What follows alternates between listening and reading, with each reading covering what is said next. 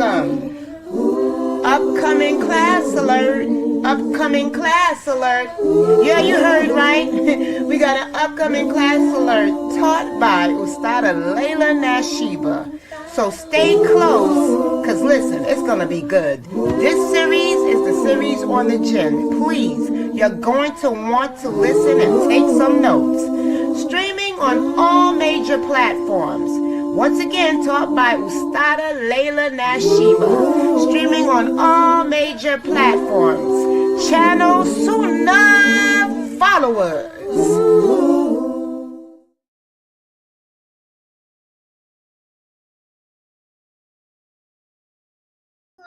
Followers.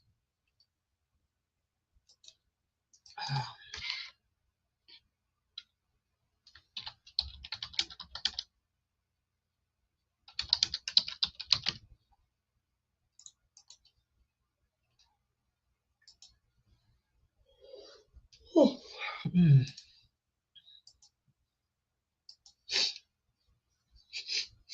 oh, wait a minute. Hold on.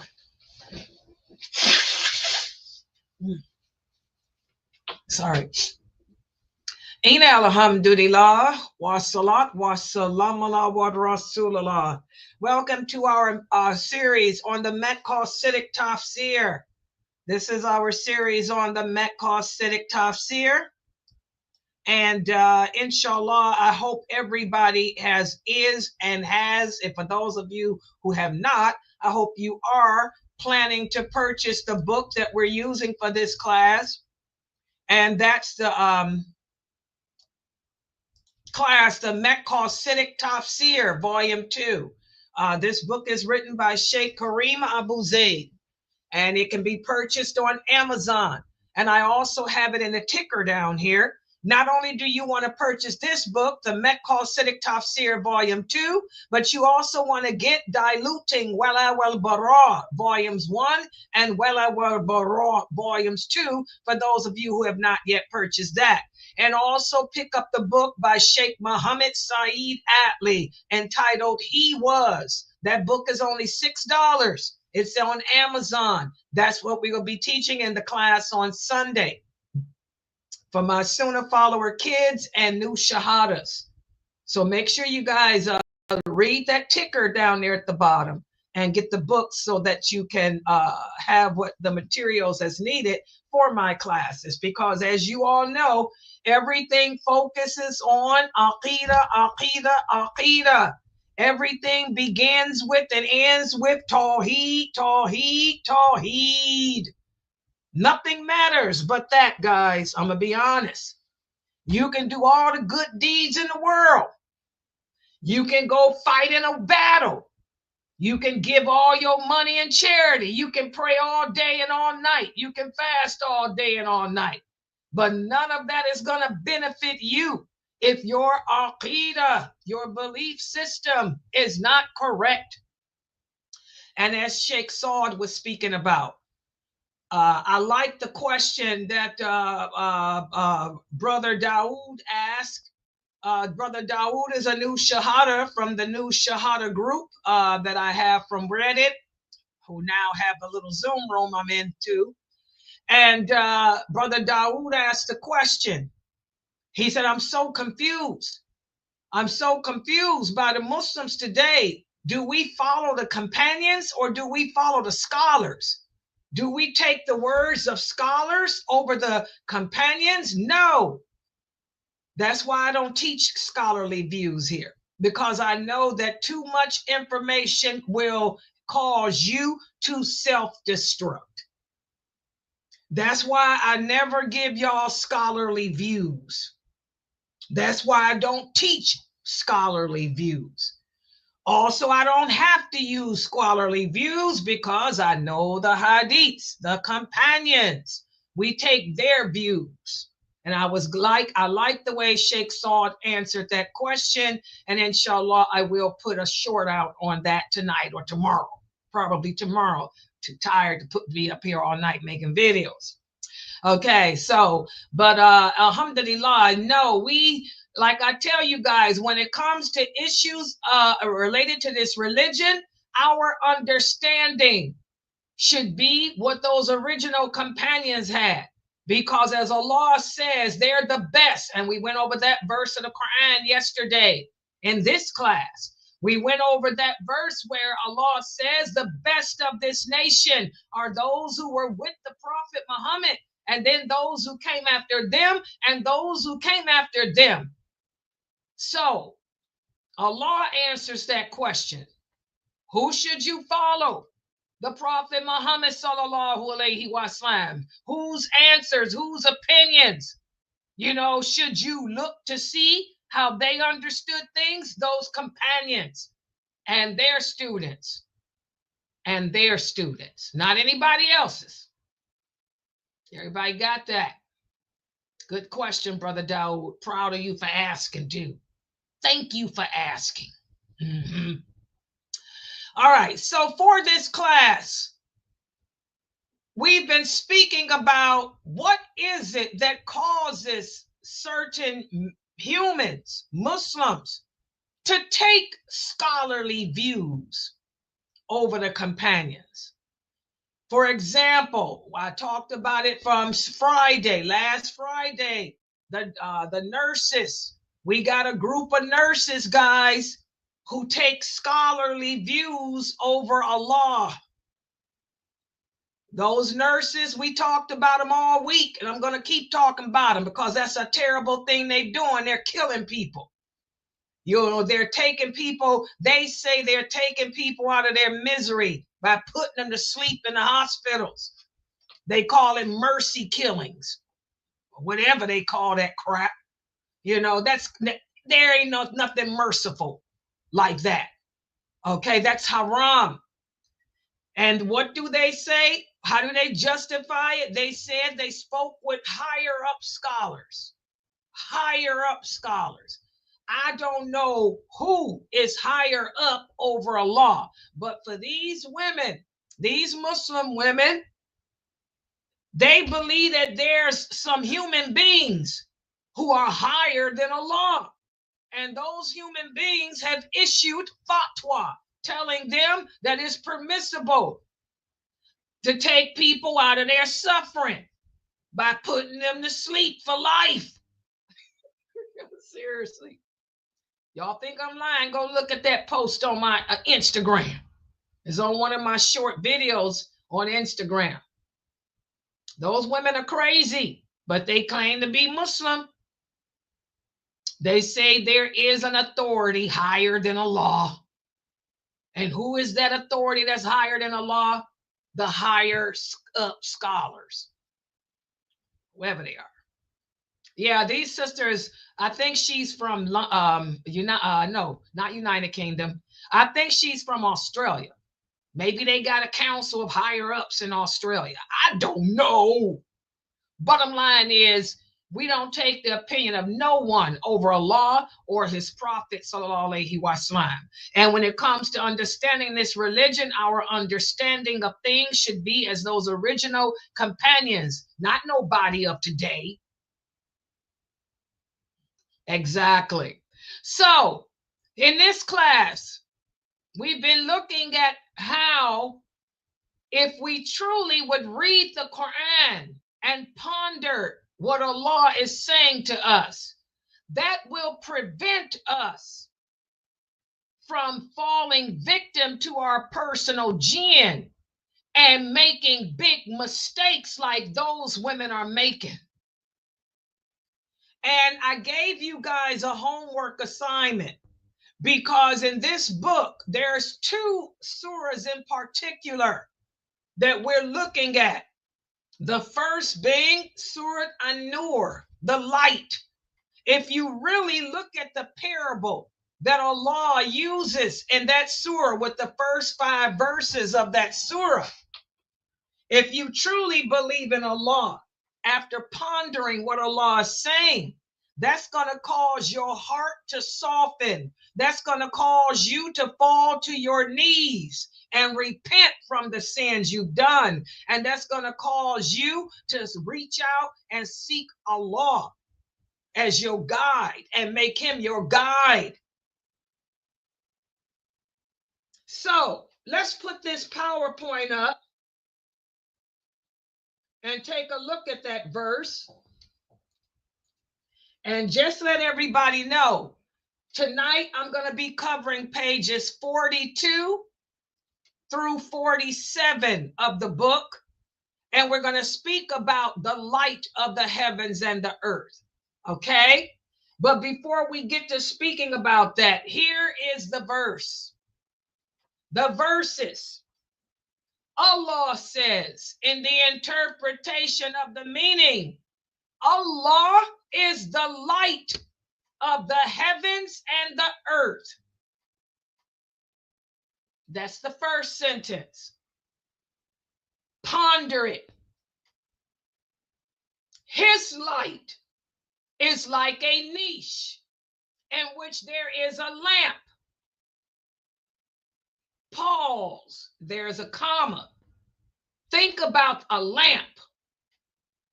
And the lamp is in crystal. So imagine a crystal glass lantern. And the crystal is like a shining star. What does that mean? Because of the light that is within that crystal lantern, the light is causing that crystal covering to shine like a star, like a star. And what is the flame lit from? Lit from the oil of a blessed olive tree. Now, you guys know how good olive oil is. That's the best oil, especially the virgin kind. It's healthy too. Virgin olive oil. You got high cholesterol problems? Your doctor tell you to drink virgin olive oil. Okay, it's good for, it clears. What does olive oil do? It cleans the arteries. It allows the blood to run through your body. It gets your blood pumping through your veins. This is how you ponder. And that olive tree is neither to the east nor to the west, but its oil would almost glow even without being touched or lit by the fire. Can y'all imagine that? Light upon light. Allah guides whoever he wills to his light. Imagine that lantern, that flame in that crystal lantern. You know what happens when you turn on your lights? The mosquitoes, the flies, the butterflies, they're all attracted to that light. They gravitate to it. They want to get to that flame. Light upon light. Allah guides whomever he wills to his light. Imagine that flame and that lantern being the light of Allah. You trying to get to it, but you can't, because the crystal covering is preventing you from touching the flame. You're attracted to the brightness. You're attracted to the glow. You're attracted to the heat, but you can't get no closer than that crystal covering unless Allah allows you to. This is the parable that Allah sets forth for us to ponder, because Allah knows everything. What does that mean? Allah knows you. He knows what secrets you have in your heart. He also knows what you're thinking in your mind. He knows what your strengths are, your weaknesses, your desires. He knows what you're planning to do. You can keep it from me, keep it from other people knowing, but Allah knows what you're gonna do before you even do it. And he knows what's gonna be the result. He knows if he's gonna bless you or punish you. And he knows if you're gonna end up in the ultimate hellfire or paradise too, even though he didn't make you do the stuff. He created the scenario. He created the circumstances. He created the environment and said, I know what you're going to do, but let's see you do it. And he's going to have them angels write it down so he can have it thrown right back up in your face when you're in that grave. This is a powerful parable. So now, who would like to share with us, after reading these 5 verses, how did it impact you personally? Who would like to start us off and share with us how these verses, sorry, I'm trying to, yeah. Oh, I messed up my screen. This is what happens when I'm on 2 Zooms. I don't know where I'm at. Hold on, y'all. I'm confused. Layla's confused. Okay, I'm back. I'm confused. See how 2 Zoom rooms confuse me? I told y'all, Edward, I'm confused with that stuff. All right. Okay, so now y'all can see me, right? Okay, here we go. See the PowerPoint. Who would like to start us off? What do you take from this verse, Sister Layla? Let's start off with Layla. Assalamu alaikum. I knew you were going to start with me. When it says Allah is the light of the heavens and the earth, I put that he's the source of light. Any kind of light we have, it comes from him. So that's what I put for the first. Mm-hmm. And the likeness of his light. Let me see, what did I put? The likeness of his light is the lamp. I don't know if this is right, but whenever I think of a light and I'm outside in the dark, I don't know how to navigate in the dark unless I have the light in front of me. So I use that as like if I was in the wilderness or something, I wouldn't be able to maneuver or it's a guide. Move around unless, so he's my guide. Yes. Good job. Good job. See, you did great. You got it. That's Good job. That's the only part I got, Sister Layla. But that's the rest I didn't get. That's okay. Those 2 verses there are the 2 most important ones, because Allah is letting us know that he is our guide, that without him, without his guidance, nothing good is going to come for us. There's not going to be nothing good for us. And this is something that Muslims today do not understand. Like I tell y'all every day, what's the problem? We don't believe in the lordship of Allah, Tawheed or Rububiyah. We don't understand that Allah is in control. Man is not in control of anything, not the war or anything else. Mother Nature is not in control of the weather. Mother Nature ain't got nothing to do with the fire that burned in LA. Mother Nature ain't got nothing to do with the snowstorms across the America today. Mother Nature ain't got nothing to do with the earthquakes. Just like man has nothing to do with who's going to be president. Man has nothing to do with who's going to die today. Man has nothing to do with declaring war and making peace. Everything that is happening because Allah wills it. If we understood that, then we would turn to him and seek his guidance. That's why these 2 verses are the most important. Allah is the light. We have problems in our lives. You're going through problems in your family. You're going through problems on your job. You're going through problems with your health, your money, your finances. Allah's the guide. He's the light. Like the prophet said, whenever something bad happens, ask yourself, what am I doing that I shouldn't have been doing? What am I not doing that I should? The Prophet sallallahu alaihi wasallam, this is the hadith. He said faith will manifest itself at the first strike of a hardship or calamity. And there's different, many odd, 70 odd branches of faith. Patience is just one. Strength is another.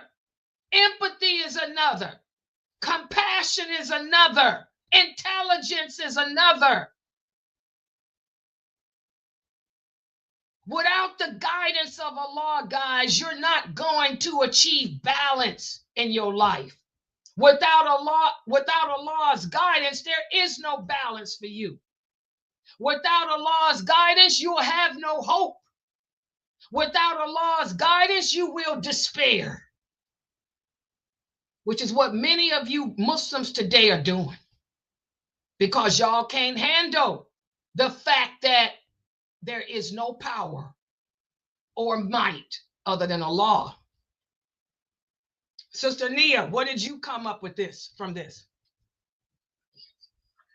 That Allah is everything, and especially everything that's good. And that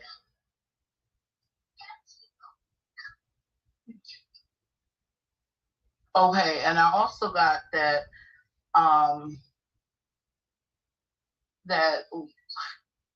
well, it says it clearly that Allah guides whoever he wills to his light. So to me that means that Allah is so great that, even if we want to come to him, we can't come without his permission, without him saying, I want you to come. So that's what I got from it.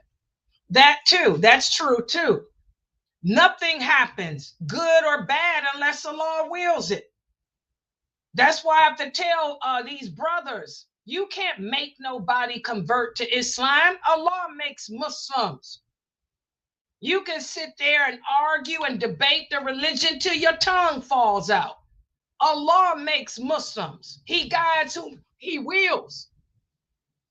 Remember the hadith where the Prophet Muhammad sallallahu alayhi wasallam made supplication. I'm going to tell y'all why I'm going to use this. I'm glad Sister Nia brought that up, because Brother Dawood, who is another one of our new shahadas, this is what he was saying too. He said, Sister Laila, since Allah guides whom he wills, he said, then why not blame Allah for people not being Muslim?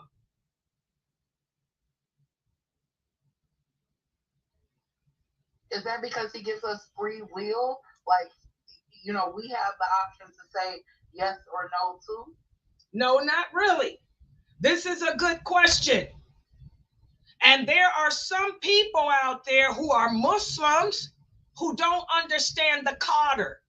When it comes to the decree of Allah, they really don't understand it. They'll say, well, the reason why I'm an alcoholic is because Allah willed for me to be a drunk. The reason why she's a prostitute is because Allah willed it. The reason why he's a murderer is because Allah willed it. And that's true, Allah willed it, but it ain't that simple. No. And I want all of you Muslims, old and new, to listen to what I'm getting ready to say, because I'm getting ready to explain this in plain, simple English. My Arabic brothers, they struggle. They can't get you all to understand this because they don't know how to break it down. I'm getting ready to break it down.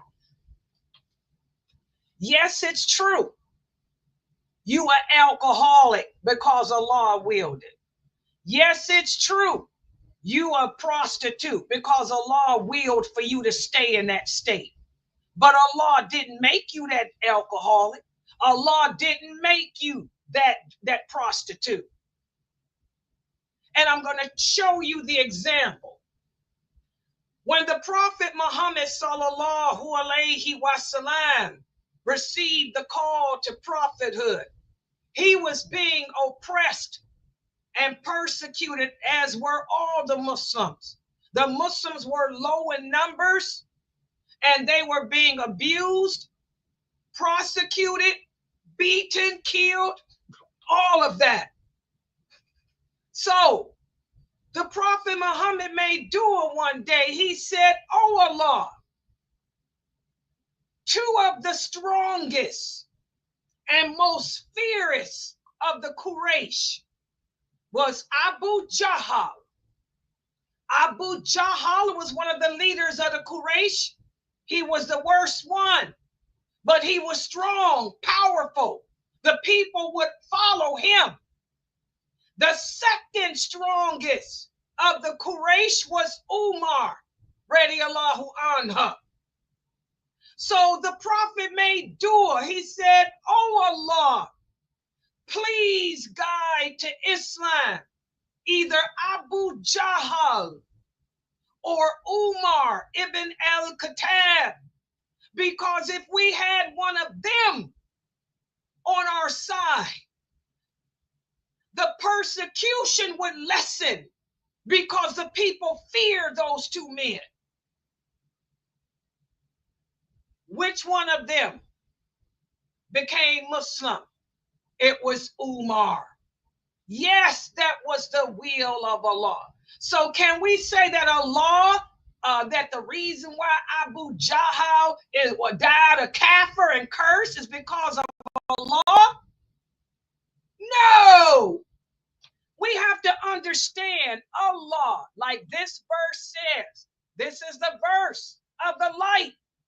Allah has perfect knowledge of all things. When the Prophet Muhammad made that dua, Allah knew. He knew Abu Jahl and he knew Umar. Allah knew that Umar would change. That even though Umar was bad, Allah knew that once Umar became a Muslim, he would make a difference. And then Allah knew Abu Jahl. He knew that Abu Jahl was no different than Pharaoh. That even if Abu Jahl converted to Islam, he wouldn't be sincere. He would still be the wicked, wretched, horrible person he is. So Allah said, "I'm going to leave Abu Jahl to himself, because my guidance ain't going to benefit him. But Umar, I will bring and guide to the light, because I know my guidance will benefit him." Do y'all understand? So Allah willed it, but not because he chose it that way.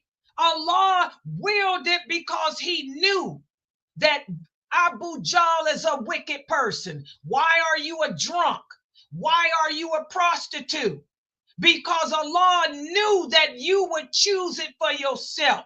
And Allah knew that you would listen to Laila and still be drinking alcohol. You would learn your religion and still be a prostitute. Allah knows that there is no guidance for you. So just like Pharaoh and just like Abu Jahl, leave that alcoholic and that prostitute to themselves.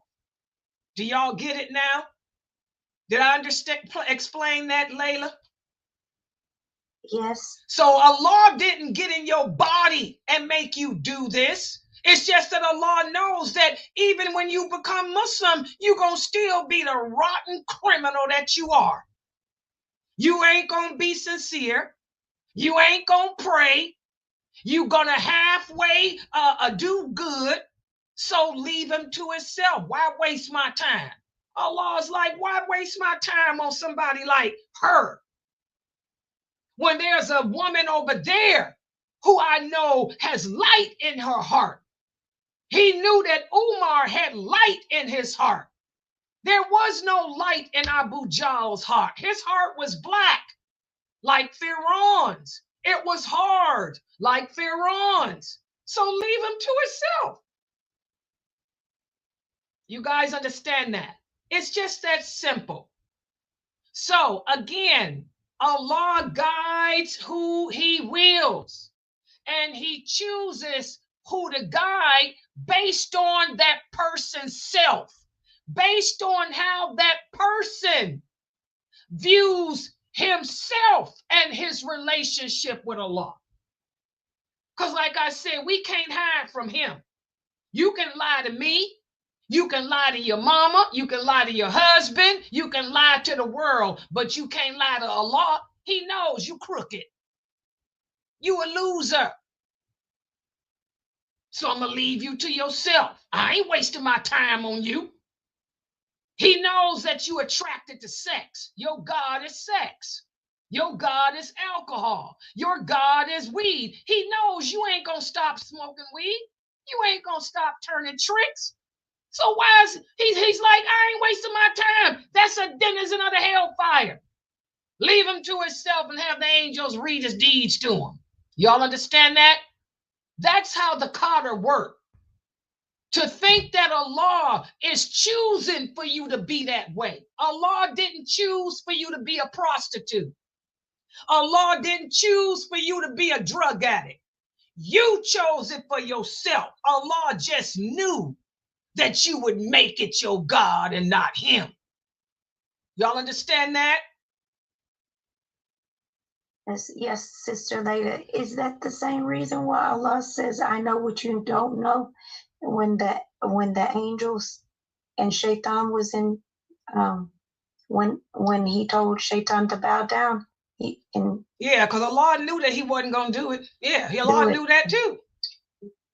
Allah knows everything, but he's not the one making you do it. You got free will. That's where the free will comes in. We make our own choices. He just knows Would y'all deal with her? I'm dying. Oh.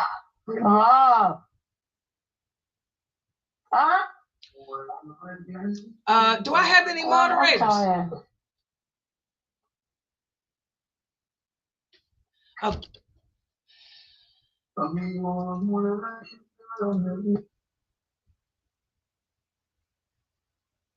Okay, I need you moderators to wake up, please. When I'm doing a class, I'm going to need y'all to be attentive. Because this is some powerful stuff I'm teaching. Okay? So, Allah doesn't make the choices. He knows what your and my choice in things will be. And he knows that you a loser. And he knows that you a winner. Because he knows everything about you.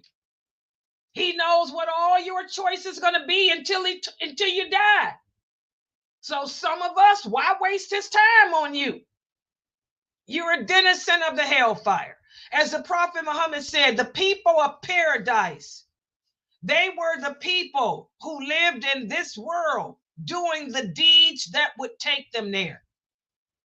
Did Abu Jahl live the life of a person of paradise? No, he was a horrible person. Did Pharaoh live the life of a person of paradise? No, he was a horrible person. We got horrible people today. You know some horrible people. And then on the other hand, the prophet said the people of hell will do the deeds that will take them there. So Allah already knows who's going to heaven, and he already knows who's going to hell because he knows everything, but he didn't choose it. He didn't jump in your body and make you choose nothing. You make your choice. It's just that he knew it, and because the book has been sealed, you reap what you sow. So you die a prostitute. Your choice. Don't sit there and say Allah chose it for you. He didn't make the choice for you. You made that choice. He just knew that you rotted it. Y'all got it? It's just that simple. Plain raw English. Some of us got kids. We know that our kids are going to make bad choices. We try to help them to make good choice, but you know they're going to make some bad choices. You know what they're going to do sometimes before they even do it. Did you choose them to do it? No, you just knew they was going to do it, and now they got to reap the punishment. Well, Allah is more than that.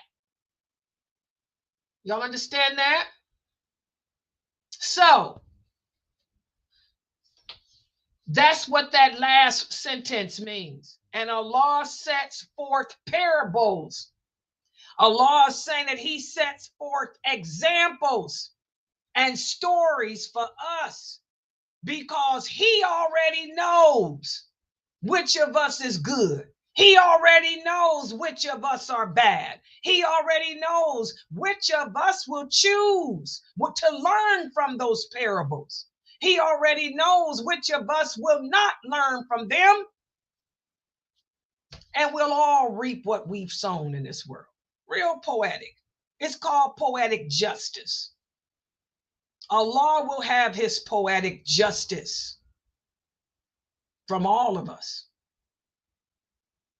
All right. So that's why y'all need to ponder this verse. And so today, what I'm going to do is speak about the light of Allah. Let me make it bigger so y'all can see. Okay, you're welcome, brother. The brother say he ain't never had it explained like that. Good job. Yeah, thank you. Oh, I'm looking at the wrong camera. This one. Oh. Yeah. Yeah, don't turn the cameras on in that Zoom room in there because that's going to distract me because I got my Zoom room. Okay. Yeah, turn it off. Click the button so that everything is off.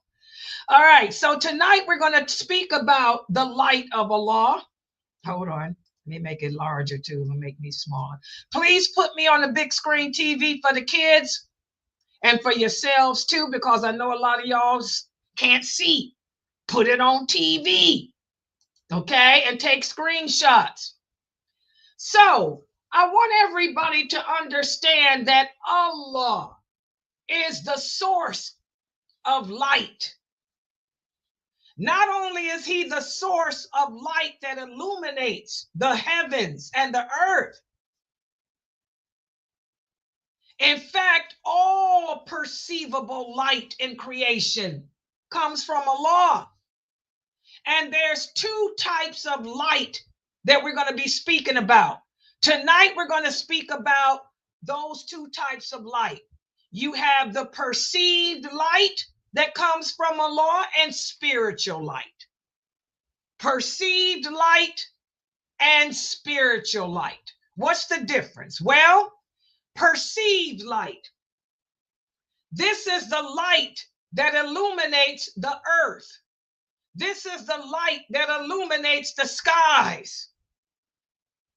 However, the word perceive refers to the light that emanates from the objects of the universe that would not exist without Allah's light. We're talking about the stars. We're talking about the light of the moon. We're talking about the sun. Listen to what Ibn Abbas, may Allah be pleased with him, told us that the Prophet would say when he woke up to pray at night. He used to say, "Oh Allah, to you be praise. You are the light of the skies and the earth and whatever is in them. And to you be the praise. You are the sustainer of the heavens and the earth and whatever is in them." So the perceived light here is also referring to the light that we wouldn't have today were it not for Allah. Allah is the one that commands the sun to rise. The Prophet Muhammad said, every night the sun sets under the throne of Allah, and it does not rise until Allah commands it. And where's Allah's throne? Who can remember that from our Tawheed class? Where's the throne of Allah? Is it in the seventh sky? Oh, good job. Exactly. It's above the seventh sky. Good job. Oh, Nee, I'm proud of you. It's above the seventh sky. So where does the sun go when it sets, guys? It doesn't go into the ocean. It sets above the seventh sky under the throne of Allah. And it does not rise unless Allah says rise. Okay? That's perceived light that we wouldn't have unless Allah made it rise. The same with the stars, the moon. We also have this hadith from Ibn Masud. He said, there is no night or day except with your Lord. The light of the throne comes from the light of his face. So the light that we see, guys, Allah is the light.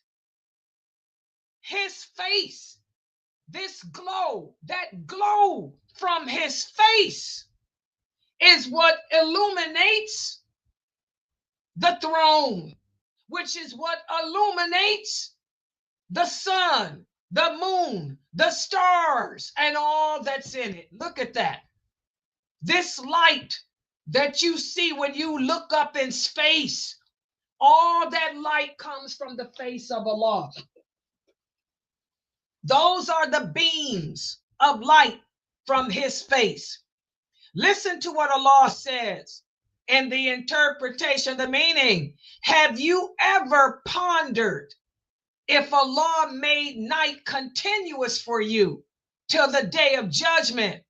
Who is a God other than Allah who would come to you with light? Will you not then listen? Have you ever wondered if Allah made day continuous until the day of judgment? Who is a God besides him who would come to you with the nighttime to rest? Will you not then open your eyes and see the reality? And out of Allah's mercy, he has set for you the night and the day so that you may rest during the night, and so you may seek his bounty during the day, and so that you may pay thanks to him. Subhanallah. If it weren't for Allah, guys, if Allah told the sun to not rise, if Allah told the moon to not shine, if Allah commanded the stars to not twinkle, where would we get light from? There is no God but he. There is no ilah. Ilah is an Arabic word that means a God other than him. Okay?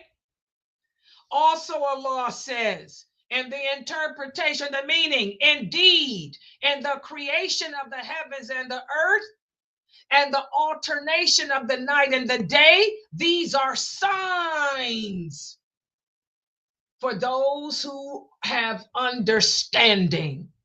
Now I'm getting ready to teach y'all something. Whenever you read a hadith or you read a verse of the Quran and Allah uses the word sign, either uses it singular or plural, it's referring to his guidance. It's referring to the guidance that can be gained from something knowable if you think about what that verse is saying.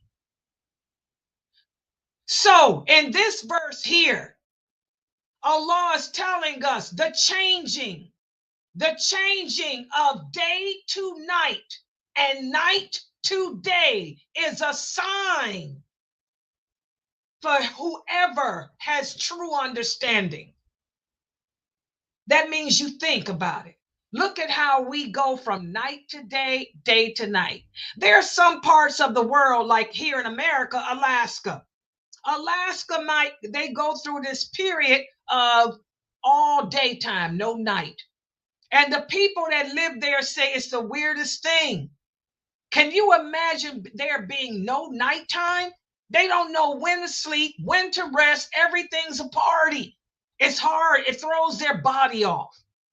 And then we also go through a period where it's always nighttime, no daytime. Those people say this, they think it's all about sleeping. It throws your whole body off. So whenever you read the word sign in the Quran, you're supposed to think about what Allah just said.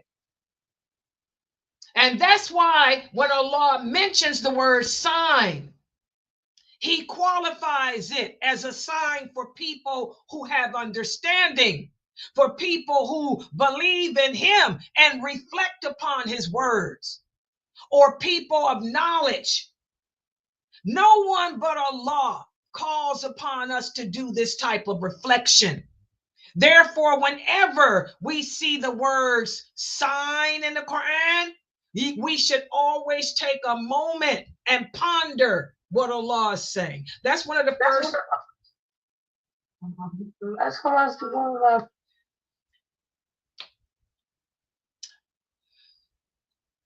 Okay, if that continues to happen, y'all know what to do, okay, as a moderator.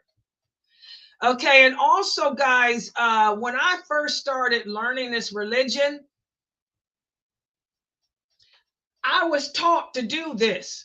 This is one of the first things that one of my teachers told me. He said, Layla, whenever you read the Quran and see that word, you have to be able as a daya to break down what Allah is saying. He said, because the people are not going to know to do that. As a daya, as a true caller to Islam, you have to have the people, you have to go to that verse and point out to the people what they don't catch, what they're not catching. So I learned that when I was young, to be a daya, to be a teacher, to do that. So I'm telling you guys, whenever you're reading the Quran on your own, when you get to a verse that says are signs, or this is a sign for people who understand, go back and read what came before it. Go back and read what Allah is trying to tell you, because that means Allah trying to tell you something.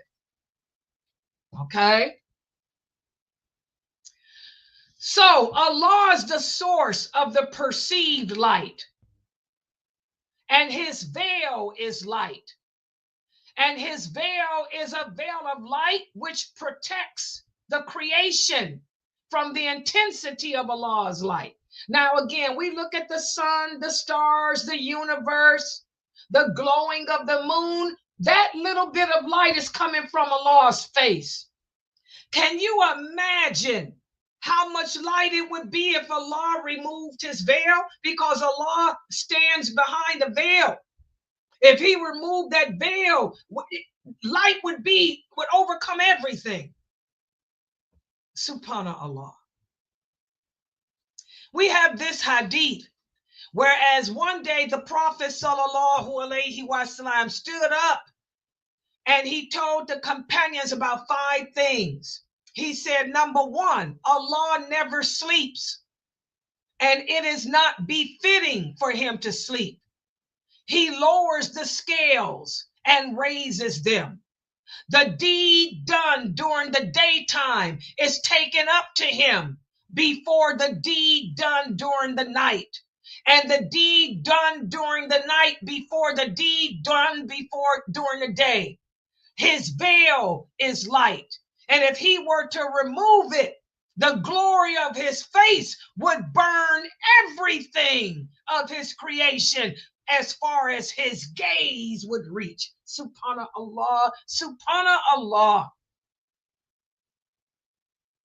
Allah has a veil which he stands behind.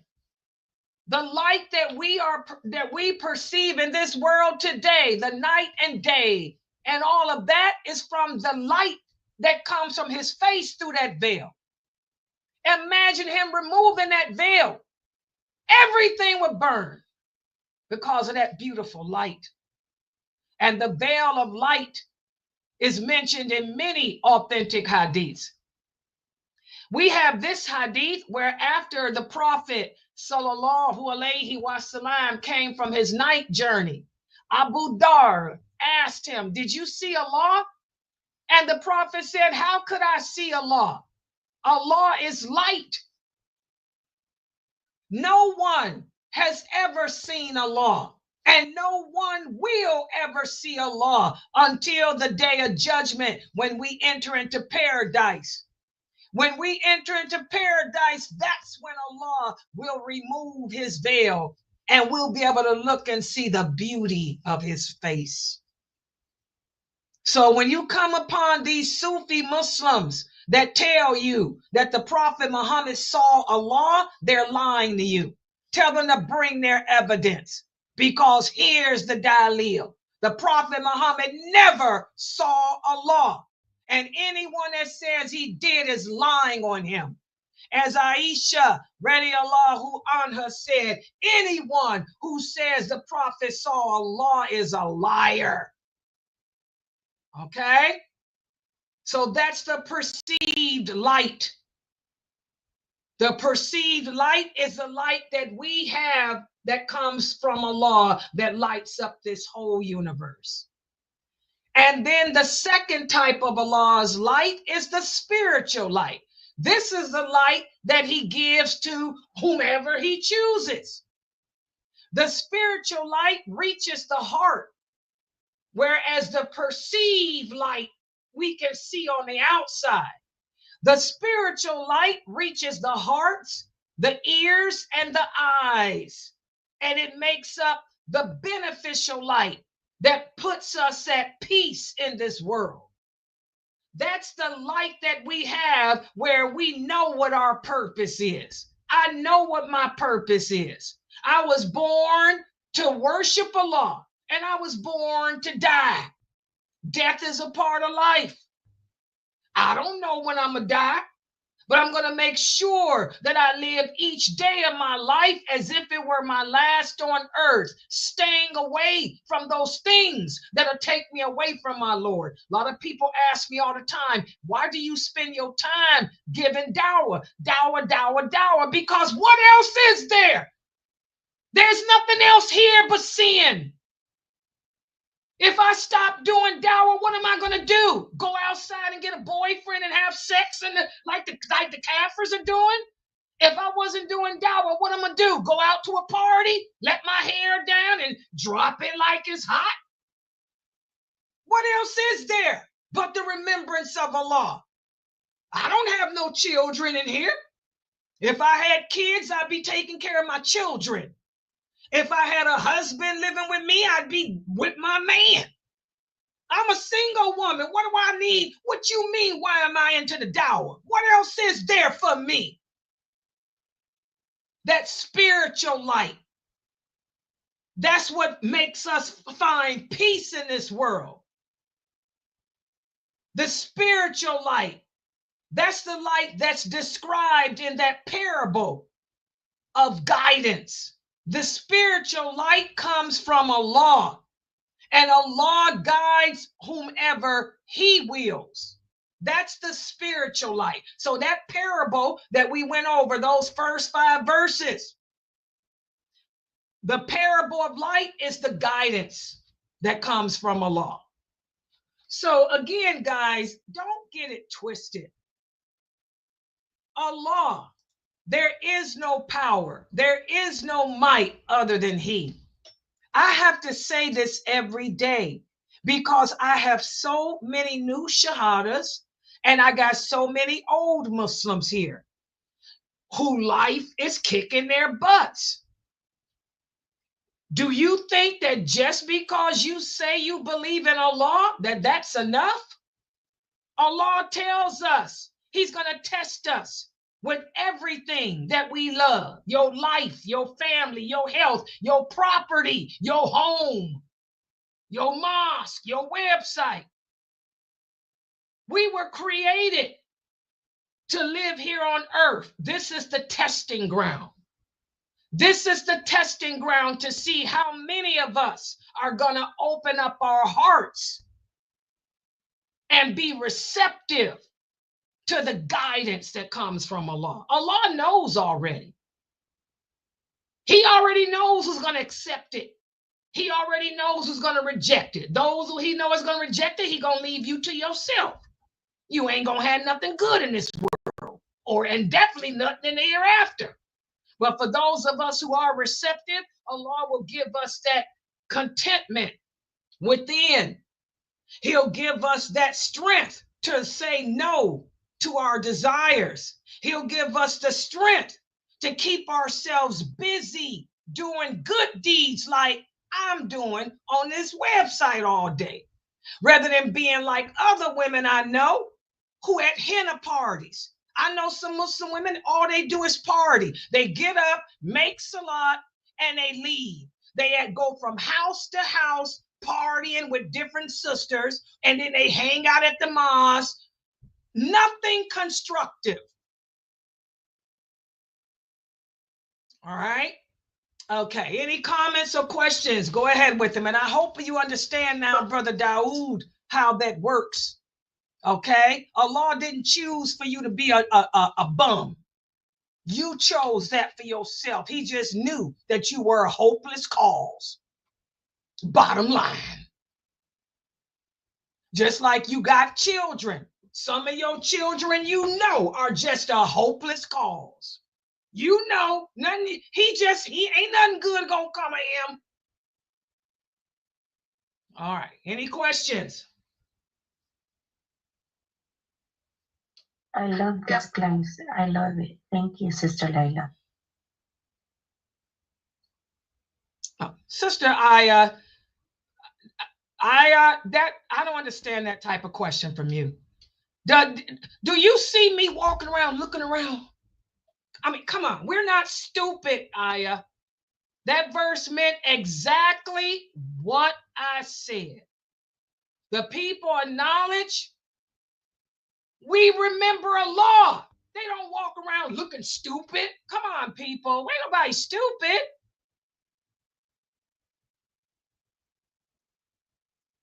The people of understanding fear Allah. Those of us who believe in Allah, we understand our purpose. We understand what we're supposed to do here. And so we spend each day of our life doing the deeds that's pleasing to Allah, trying to stay away from that which would take us away from Allah. That's what that means. That doesn't mean people walk around like this. Well, what's this? What's that? Come on, y'all. Islam ain't stupid. Y'all got to use your common sense, people. Everybody understand that? Yeah, this ain't crazy. It means you know what your purpose is. You ain't gonna fall victim to your desires. You ain't gonna take off your hijab and go out and drop it like it's hot.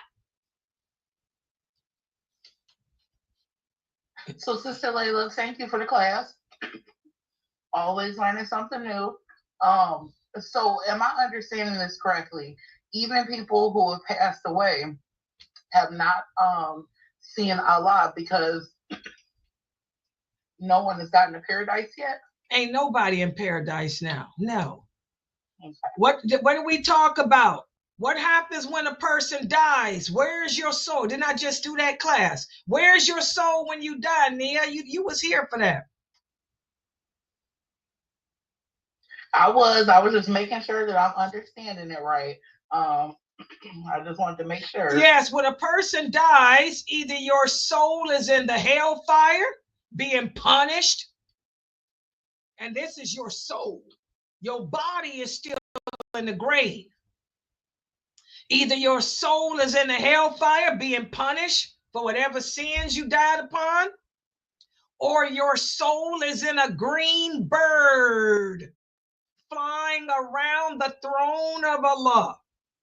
And where's the throne of Allah? You answered that question. It's above the seventh sky. Nobody is in paradise. Nobody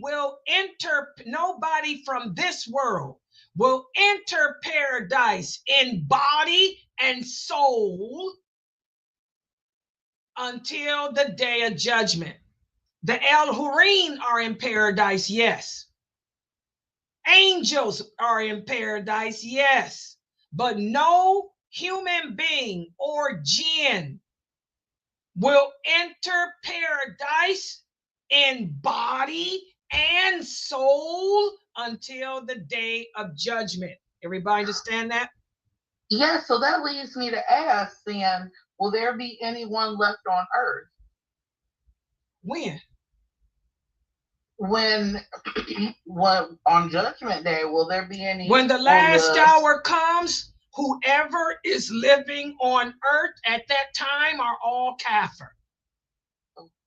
The prophet said that when the last hour comes, the people that will be left on earth will be the worst of humans, and they will all be kafir, even though they claim to believe in Allah. Yeah, there'll be people on earth, but they're going to be grounded up, thrown in the hellfire. They're kafir. So that's a bad sign. If the last hour came right now, sorry, y'all, we all going to hell. Yeah. Yeah, this misconception that the Christians have. Yeah, exactly, Sister Michelle. You know, the Christians believe that people die and be angels and be impaired. Ain't nobody, no human being or jinn is in paradise. And none will enter paradise in body and soul until the day of judgment. And the first that will enter is the Prophet Muhammad, followed by Abu Bakr, followed by Umar, followed by Uthman, followed by Ali, and then those 10. And then all the forerunners will enter at the same time. Yes.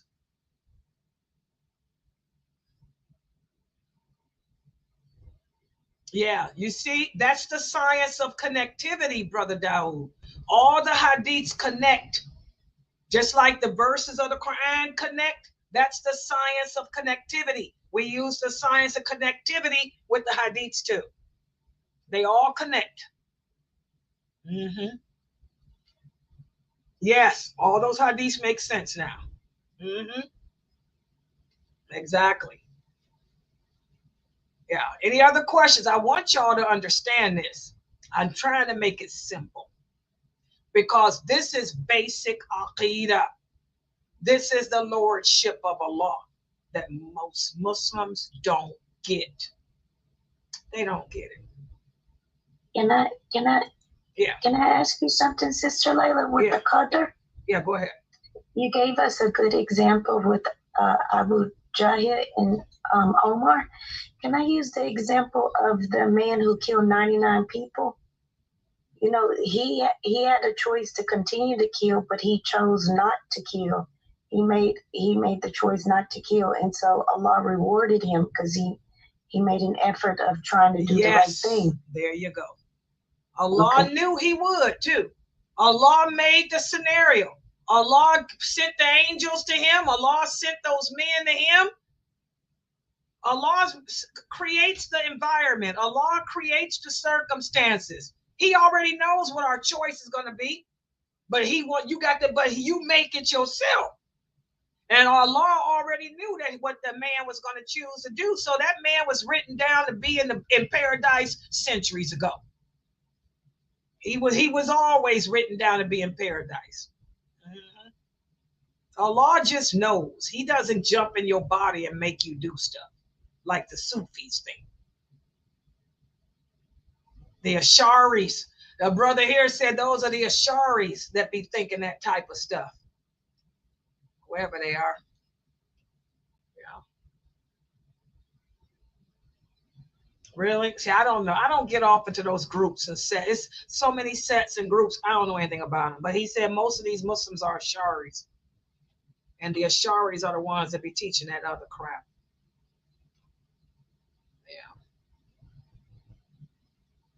Yeah, any other questions? Tomorrow, tomorrow is the Friday, so we have my 6:30 class. And we also have Brother Youssef tomorrow, guys. He's going to be talking about the generation 2.0 Muslim. Generation 2.0 of American Muslim tomorrow. Yes. And then we have my Islam Q&A show. Any questions y'all have about Islam, make sure y'all bring them. The masjids, y'all can bring your questions here tomorrow. Inshallah. Last Q&A was so good. You guys had me off. I was like, woo, woo, woo. The questions y'all was asking was like, woo, woo. I hope it's like that again. I like a challenge. Yeah. All right, guys. I've been ripping and running all day. I did eat some soup. I did clean up in between talking.